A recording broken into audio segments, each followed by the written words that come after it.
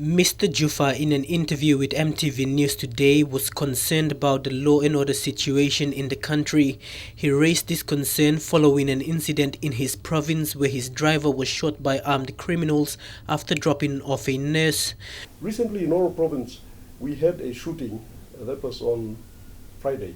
The shooting, the person that was shot was my driver, Tony Torovi.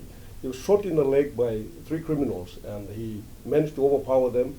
They stole his car and he crawled to the road and he was able to get on a vehicle and make it to Poponeta General Hospital, and they saved his life. It was a flesh wound.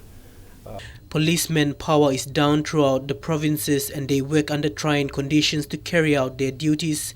The Northern Province is supposed to have 375 police personnel. However, it has only 67 personnel on the ground. The ratio for policemen to people in Papua New Guinea is 1:1,400.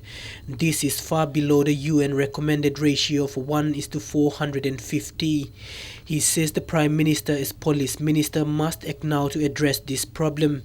Here is that the government, especially the Prime Minister, who is now the Minister for Police, I would like them to seriously look at this problem, and next year they need to allocate substantial amounts of money to each province, so that they can recruit, they can train, and they can manage the police programs.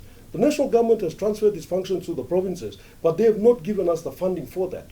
We are not seeing any funding. We are expected to fund the provincial police activities from our internal revenues, which are just not enough. The escalating crime in the country is also costly and could hinder the government's year of implementation, he says.